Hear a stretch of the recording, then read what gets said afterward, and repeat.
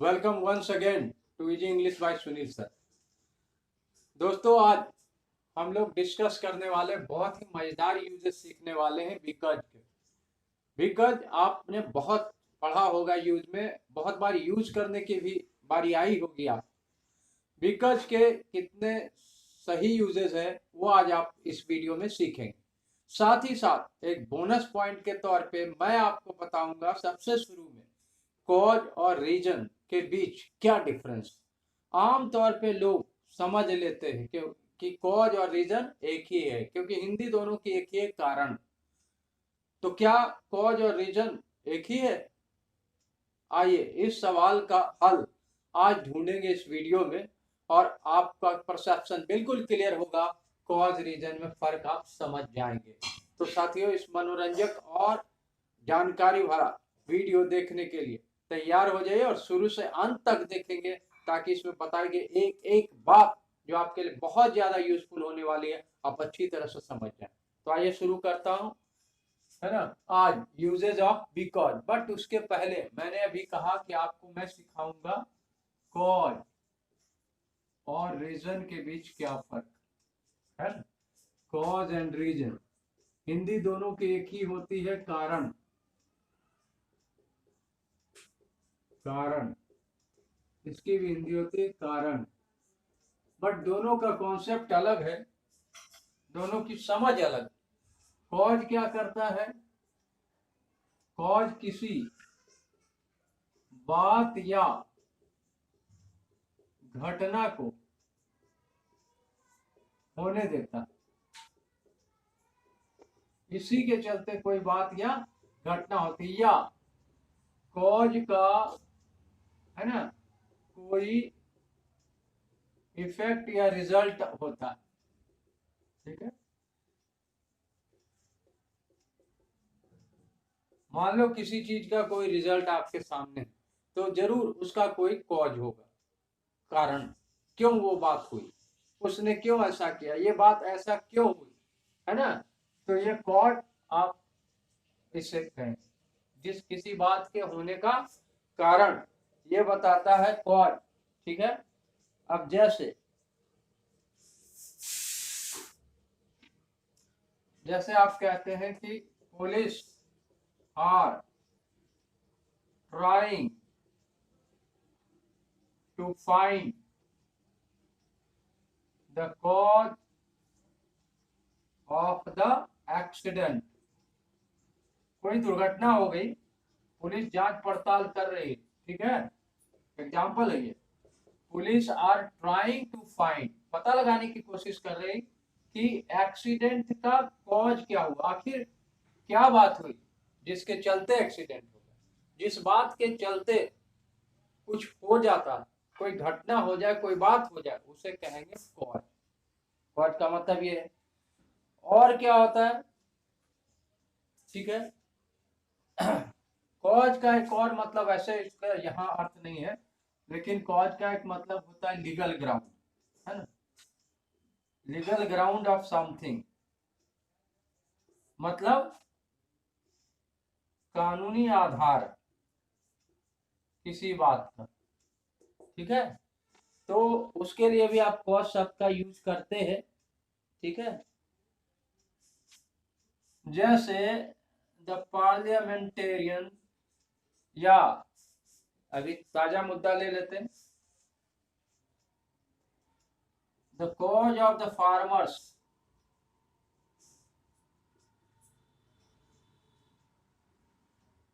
On strike. आपको मालूम है किसानों की हड़ताल चल रही है ना। ऑन स्ट्राइक इज जेन्युइन, है ना।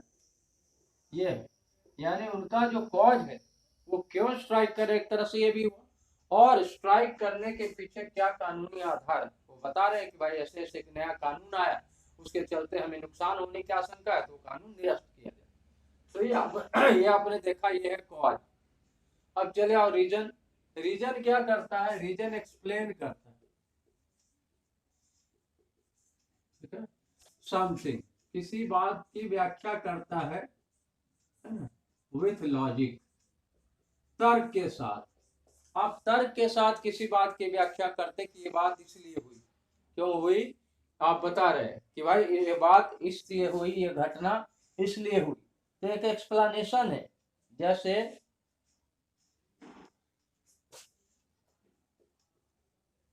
The student gave reasons for his coming late, है ना। तो स्टूडेंट्स ने क्या करा, उसके देर से आने का कारण, कैसा कारण बताया, वो बताया, व्याख्या किया, एक्सप्लेन किया कि उसे क्यों देर हो गई, वो जाम में फंस गया या कोई बात हो गई। ठीक है, तो रीजन होता है ये आफ्टर थॉट, बाद में हमारे दिमाग में आता है कि वो ऐसा हुआ तो ऐसा हुआ। ठीक है, कॉज क्या करता है, किसी चीज को होने में सहायक करता है, उसी के चलते कुछ होता है। और रीजन कुछ हो जाता है तो उसे एक्सप्लेन करते हैं कि ऐसा क्यों हुआ। ये वाई का आंसर है ना। रीजन क्या करता है, वाई का आंसर, वाई से पूछेंगे कि ऐसा क्यों हुआ, बाद किसी घटना के हो जाने, बिल्डिंग में क्यों आग लगी, तो बाद में एक्सप्लेन करेगा कि भाई इसी चलते हुए, वो अपना लॉजिक देगा। तो लॉजिक के साथ जब एक्सप्लेन करते हैं किसी बात को, किसी घटना को, तो उसे हम कहेंगे रीजन। तो मैं समझता हूं कि कॉज और रीजन अब आपको बिल्कुल क्लियर हो गया। ठीक है, चलिए आगे बढ़ते हुए, जैसा कि मैंने कहा था कि अब हम सीखेंगे यूजेज ऑफ बिकॉज। बिकॉज मतलब हिंदी तो आप जानते हैं, क्योंकि, है ना। बिकॉज का मतलब क्योंकि, यह भी बताता है क्या, कारण बताता है। बिकॉज का मतलब होता है क्योंकि,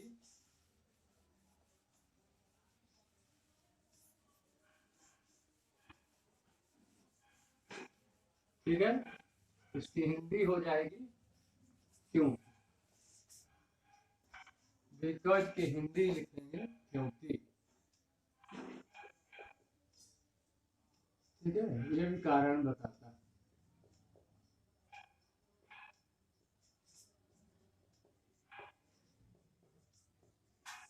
बिकॉज का full form by the cause of, यानी कॉज बताएगा, बाई द कॉज ऑफ। ठीक है, किसी बात के चलते, किसी बात के चलते, किसी कारण के चलते, उसे कहेंगे बाई द कॉज ऑफ। अब इसके यूजेस कहाँ कहाँ, पहली स्थिति बनती है किसी सबऑर्डिनेट क्लॉज के पहले। अब सबऑर्डिनेट क्लॉज क्या है,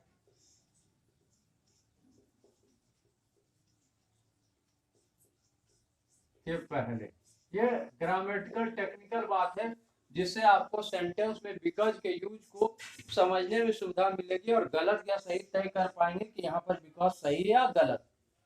ठीक है, ये बताता है ऐसा कॉज, है ना, या कारण जो, ठीक है, रीडर, रीडर मतलब कोई बात जो पढ़ रहा, पढ़ने वाला, तथा सुनने वाला, लिसनर को, है ना, नहीं मालूम, ऐसा कारण जो, ठीक है, किसी बात का लिखित है तो उसे जो पढ़ रहा है उसे नहीं मालूम कि ये बात क्यों हुई। और अगर कोई कहीं कुछ बोल रहा है, किसी बात के होने की चर्चा कर रहा है, तो सुनने वाले को नहीं मालूम कि इसका कारण क्या था। तो इसे बोलते हैं, ऐसे कारण को बताने के लिए हम यूज करेंगे बिकॉज। जैसे he got late to school because he was stuck in a traffic jam, है ना। he got late to school, ये फर्स्ट पार्ट है आपका, because he was stuck in a traffic jam। अब क्लॉज की वजह से बात क्या, कुछ नहीं, जरा भी कोई डरने घबराने की बात नहीं क्लॉज सुन के कि भाई घबरा रही है क्या, बिल्कुल आसान सी बात। सेंटेंस का एक टुकड़ा होता है clause. Clause is a part of a bigger sentence, एक बड़े सेंटेंस का टुकड़ा, और इस टुकड़े का अपना एक सब्जेक्ट और एक वर्ब होता है। अब जैसे इस गौर से देखो, ये पूरा एक सेंटेंस है बड़ा सा, इसके दो टुकड़े हुए, एक टुकड़ा जिसमें आपका सब्जेक्ट है ही और दूसरा वर्ब है आपका गॉट, यानी ये सब्जेक्ट वर्ब का ये जो टुकड़ा ये मिला के क्या हो गया, एक क्लॉज। फिर दूसरी तरफ आप आ जाओ, यहां भी है ही, देखो आप सब्जेक्ट है और वॉज तक क्या है आपका वर्ब है, तो यह भी एक सब्जेक्ट वर्ब का टुकड़ा हुआ, यानी यह भी क्या हुआ, एक क्लॉज हुआ। अब इसी में कई तरह के क्लॉज पढ़ते हैं, है ना। तो सबऑर्डिनेट क्लॉज का मतलब क्या होगा, तो ये सेंटेंस में दो क्लॉज है, तो जिस क्लॉज का मीनिंग अपने आप में पूरा। अब जैसे पढ़ो, we got late to school, अगर इतनी भी बात कही जाए तो किसी को समझ में आ जा सकती है बात, है ना। तो इसे कहते हैं प्रिंसिपल या मेन क्लॉज। क्या कहेंगे, प्रिंसिपल या मेन क्लॉज, जिसकी मीनिंग अपने आप में क्लियर। दूसरी तरफ आप देख रहे हैं ये बिकॉज के साथ है, ठीक है। तो ये अगर आप किसी को बोलेंगे because he was stuck in a traffic jam, तो क्या मीनिंग क्लियर हो पाएगी, नहीं, क्योंकि आप बोलेंगे क्योंकि वह ट्रैफिक जाम में फंस गया था, तो अब लोग समझ नहीं पाएंगे कि क्योंकि क्यों बोला जा रहा है, इसका क्या मतलब। यानी इसकी मतलब, इसकी मीनिंग क्लियर तभी होगी जब आप इसको मिला के पढ़ेंगे, यानी मीनिंग के लिए इस क्लॉज को निर्भर रहना पड़ेगा, इस पर डिपेंड करना पड़ता है, ये इसके अधीन हो जाता है। सबऑर्डिनेट का मतलब होता है अधीन, तो ये सबऑर्डिनेट क्लॉज, इसी को डिपेंडेंट क्लॉज भी कहते हैं। Now I think it is very clear, now you can understand clause क्या है, सबऑर्डिनेट क्लॉज क्या है, प्रिंसिपल क्लॉज क्या है। तो बिकॉज का यूज है, बहुत टेक्निकल बात, सबऑर्डिनेट क्लॉज के पहले होता है, ठीक है। और बिकॉज बताता है कि ऐसा कारण जो अज्ञात, सुनने वाला नहीं जानता, या कोई लिखा बात पढ़ रहा, पढ़ने वाला भी नहीं मालूम कि ये घटना क्यों हुई, तो ऐसे कारण को आप किससे बताते हैं, बिकॉज से, ठीक है। कारण बताने के लिए हालांकि आपके पास और भी होते हैं कारण बताने के लिए, हम, है ना, आपका जैसे एज या सिंस का भी यूज किया जाता है ना। तो एज या सिंस क्या बताता है, एक तो वीक होता है रीजन, और है ना उतना मजबूत कारण नहीं होता, और यह रीडर यानी कोई बात जो पढ़ रहा है, पढ़ने वाला, ठीक है, तथा या, है ना, लिसनर, या कर दो, या लिसनर, लिसनर मतलब सुनने वाला, किसी से कोई बात कर रहा है, कोई सुन रहा है ना, सुनने वाला को मालूम होता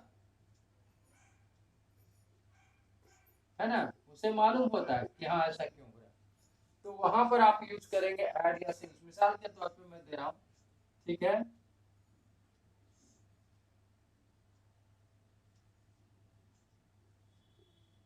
वी शुड नॉट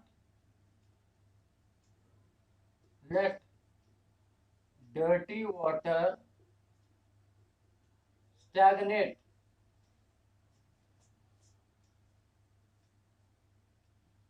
है ना around our houses,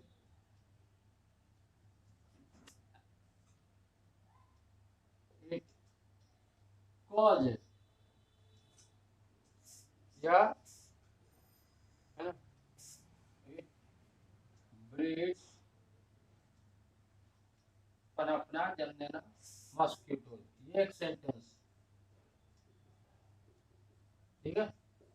अब इसको ध्यान से पढ़ो, आपको ब्लैंक में भरना है, एज है, सिंस है, बिकॉज है, भरना, ठीक है, एज सिंस या बिकॉज। तो यहाँ क्या करेंगे, तो we should not let dirty water stagnate, हमें अपने अराउंड और हाउसेज, अपने घर के चारों तरफ हमें गंदे पानी को जमा नहीं होने देना चाहिए। क्यों नहीं होने देना? अब यहाँ है, इट ब्रीड्स मॉस्किटो या मॉस्किटोज ब्रीड ऑन इट, ये भी लिख सकते हैं आप इस तरह, मॉस्किटोज ब्रीड ऑन इट, ये लिख दो ज्यादा, मॉस्किटोज है ना, ब्रीड ऑन इट। इस पर क्या होते हैं, मच्छर पनपते हैं। किस पर? वही गंदा पानी जो जमा। तो ये क्या हो गया, मॉस्किटोज ब्रीड ऑन इट। ये आप क्या बता रहे, कारण बता रहे। तो कारण के लिए क्या करना है, दो है, एक है बिकॉज और एक है एडजेसेंट। तो बिकॉज कब, ऐसा कारण जो मैं पढ़ रहा हूँ या मैं सुन रहा हूँ, मुझे नहीं मालूम कि हाँ इस कारण से मच्छर पनपते। लेकिन आप गौर से देखेंगे कि ये जानकारी जो पढ़ता लिखता आदमी, जो एजुकेटेड है, जो पढ़ रहा है, उसे ऑलरेडी मालूम कि गंदे पानी पर क्या होते हैं, मच्छर पनपते हैं। तो एक ऐसा रीजन होगा, नोन रीजन, जाना हुआ कारण। तो यहाँ पर बिकॉज होगा नहीं, यहाँ पर एड या सिंस होगा। ठीक है, एक और एग्जांपल आप देख लो।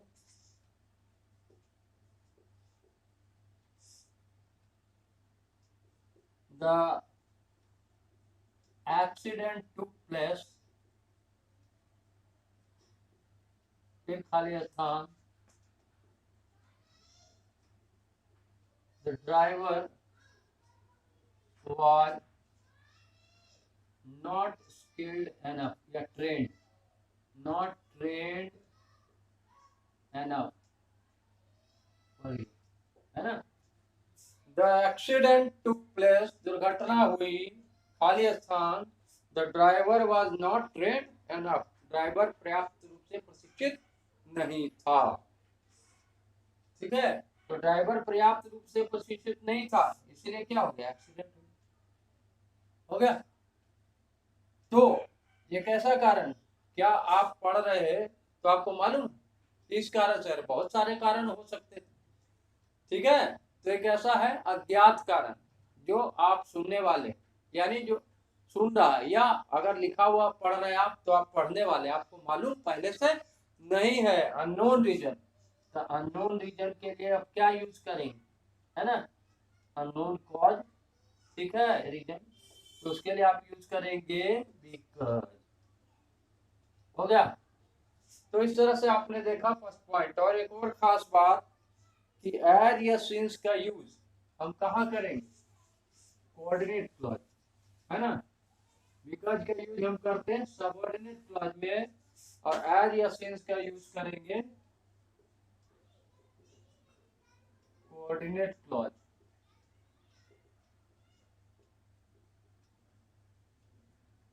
पहले कोऑर्डिनेट क्लॉज मतलब, है ना, दो मेन क्लॉज जैसे लगते हैं, दोनों इंडिपेंडेंट अर्थ में होते हैं। एक सेंटेंस में दो उस तरह के अगर मिल जाए तो दोनों क्या होते हैं, कोऑर्डिनेट क्लॉज और कोऑर्डिनेटिंग कंजंक्शन से जुड़ जाते हैं, जैसे एंड से और से, इस तरह से। आप तो वहां पर आप यूज क्या करेंगे, एज या सिंस, कारण अगर बताना हो।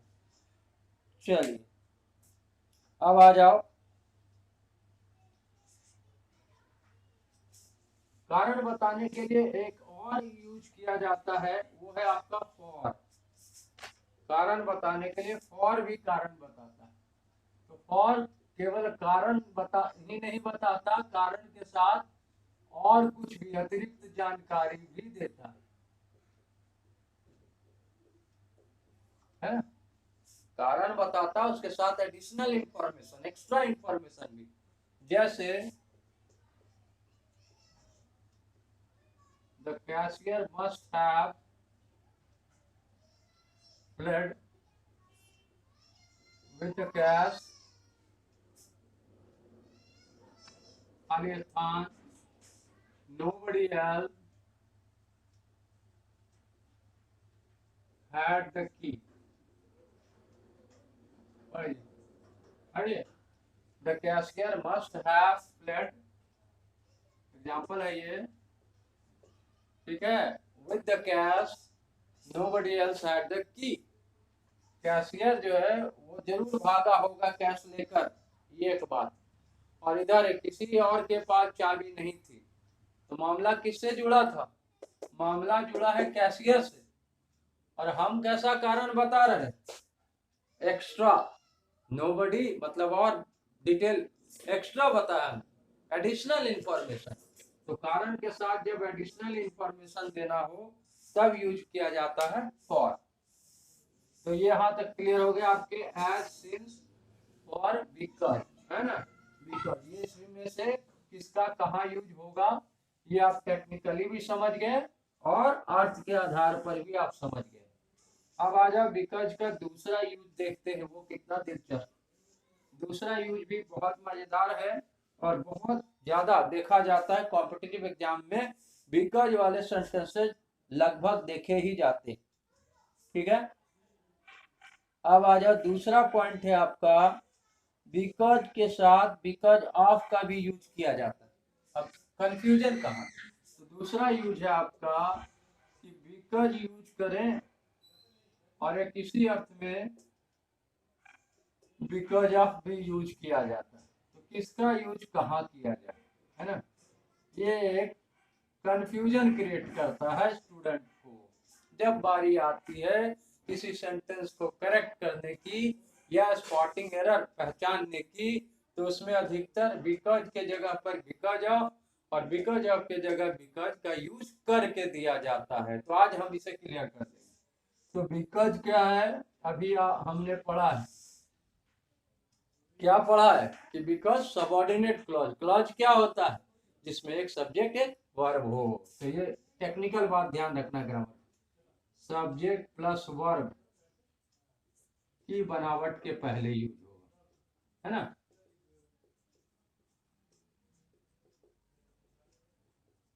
ठीक है जी।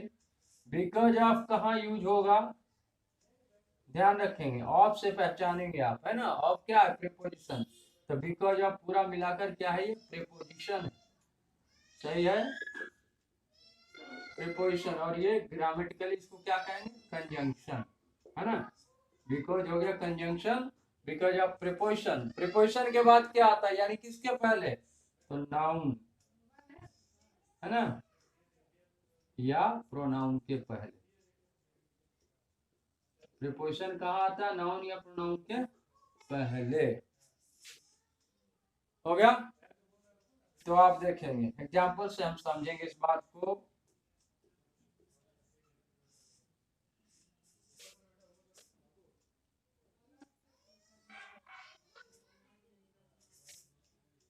बहुत छोटा सेंटेंस दे रहा हूं, वी वर लेट, खालिस्तान, we were late, it rained. और दूसरा एग्जाम्पल है, वी वर लेट, खालिस्तान,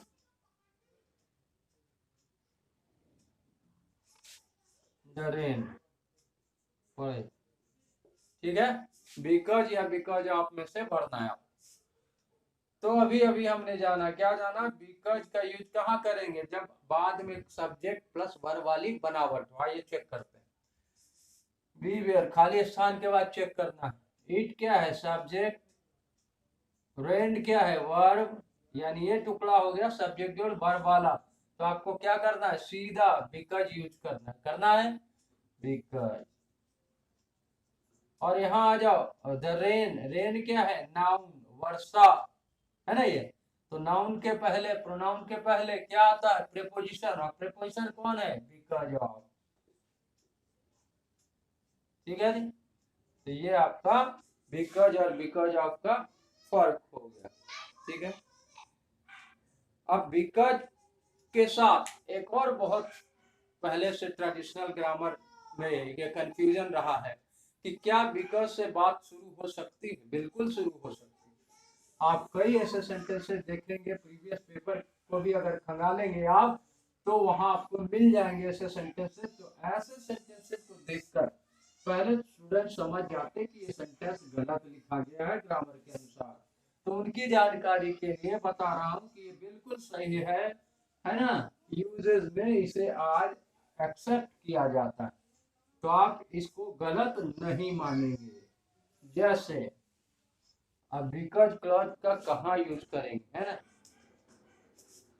तीसरा है बिकॉज का यूज आप कहाँ कहाँ कर सकते हैं।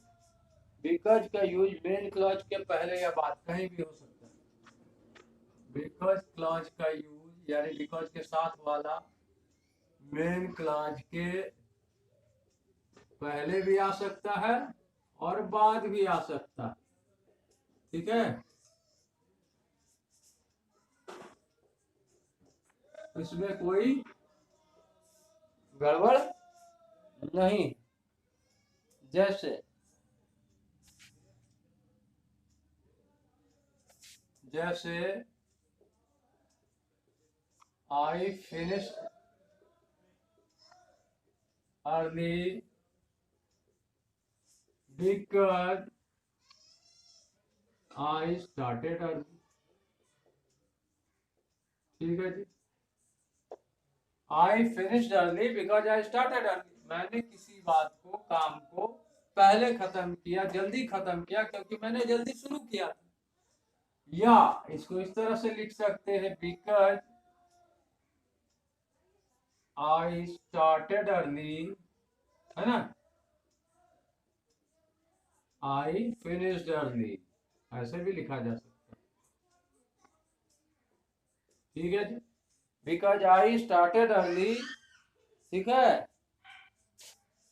तो because I started early I finished early, तो ये आप देख सकते हैं। तो दोनों सही है, बराबर। तो आज के बाद आप ये नहीं समझेंगे, अगर बिकॉज से वाक्य शुरू होती तो सही माना जाता है। ठीक है, बिकॉज के साथ एक और यूज होता है, वो होता है ना, अकेला यूज होता है बिकॉज क्लॉज। वो आपको यूज में है, बोलने में, इन स्पोकन इंग्लिश, है ना, स्पोकन इंग्लिश में, है ना, बोलचाल में हम क्या करते हैं, बहुत काम आता है। बिकॉज का यूज, बिकॉज क्लॉज अकेला भी यूज होता है, आंसर या हेजिटेशन। ये क्या बताता है, बिकॉज क्लॉज जब अकेला यूज होता है, कब, बिकॉज क्लॉज, ठीक है, हेजिटेशन हिचकिचाहट, ठीक है, तथा आंसर देने में यूज किया जाता है। ठीक है, आंसर देने में यूज किया जाता है। जैसे एक है आपका why are you sad, why से पूछते हैं why are you sad, because I lost my job. ठीक है जी, because I lost my job, क्योंकि मेरा जॉब चला गया है। तो वाई आर यू सैड, ये कॉज बता आपने, हेजिटेशन। अब आंसर देने में यूज किया जाता है, शॉर्ट आंसर जब देते हैं, है ना, आई डोंट थिंक, जैसे I don't think I'll go on the picnic। ठीक है, अब इसी में अचानक से बिकॉज से बात शुरू कर सकते हैं, बिकॉज आई हैव फीवर, बुखार लग गई, है ना। तो आप क्या कर रहे हैं, सीधा इसी बात को कंटिन्यू किया आपने, बिकॉज आई हैव फीवर। तो इस तरह के यूज भी बिकॉज क्लॉज के किए जाते हैं। अब एक और यूज है बोलचाल में, उसको बोलते हैं जस्ट बिकॉज। जस्ट बिकॉज भी यूज किया जाता है इन स्पोकन इंग्लिश में, बोलचाल इन स्पोकन इंग्लिश में, है ना, खूब यूज होता है जस्ट बिकॉज। क्या मतलब होगा, जस्ट बिकॉज के साथ एक बराबर होता है डजंट मैटर, ऐसा। डजंट मैटर मतलब कोई बात नहीं,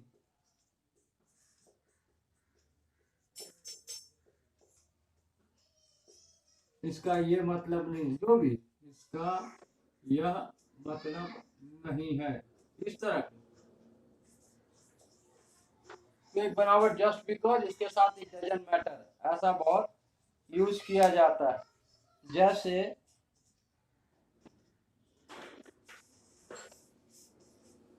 किसी से बातचीत हो रही है ना, हमारे क्लास में सीनियर है, और उससे क्या देखा, जब देखा तो अपनी मनमानी चला रहा है।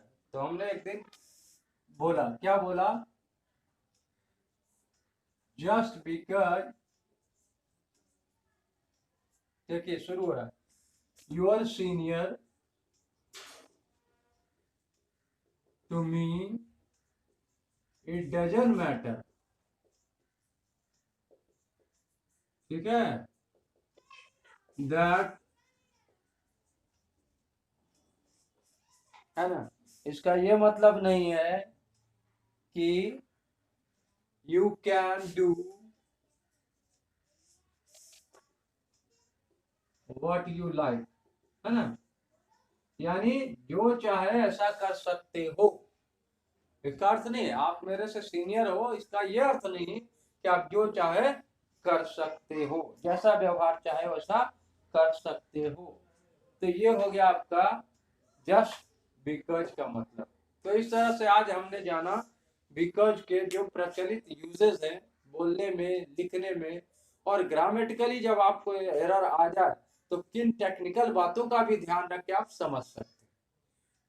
तो उम्मीद है कि आज का वीडियो आपको बहुत ही पसंद आएगा, और साथ ही साथ बहुत इंपॉर्टेंट भी है एग्जामिनेशन के पॉइंट ऑफ व्यू से। जो भी कॉम्पिटिटिव एग्जाम की तैयारी कर रहे हैं उनके लिए बहुत बहुत ही जरूरी बिकॉज का ऐसा यूज जानना।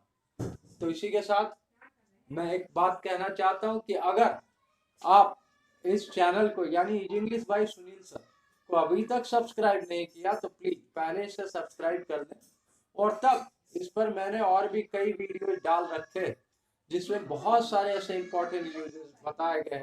कुछ यूजेस के लिए ट्रिक्स भी बताया मैंने शब्दों से, जैसे एक शब्द से डेफिनिट आर्टिकल टी के सारे यूजेज आप जान सकते हैं, एक शब्द मैंने बनाया। तो आप वीडियो देखेंगे, मजेदार भी, याद रखने के लायक है, रेडी टू यूज है, आपको दिक्कत नहीं होगी। और न्यूज़पेपर पढ़ने के एक्टिव रीडिंग क्या होता है, कैसे पढ़ना न्यूज़पेपर, है ना, वो वर्ड मीनिंग कैसे याद रखने हैं, याद रखें तो लंबा समय कैसे रह पाए, उसके लिए भी मैंने ट्रिक के तौर पे वर्ड दिया। तो ये इस तरह की वीडियोस मैं अपलोड करते रहता हूँ, मुझे ये इस यकीन के साथ कि इजी इंग्लिश बराबर अंग्रेजी के जो डिफिकल्ट या कॉम्प्लेक्स बातें, जो ग्रामर के जटिल नियम है, उनको बिल्कुल आसान तरीके से, आसान हिंदी में आप तक पहुंचा सकूं। Thank you.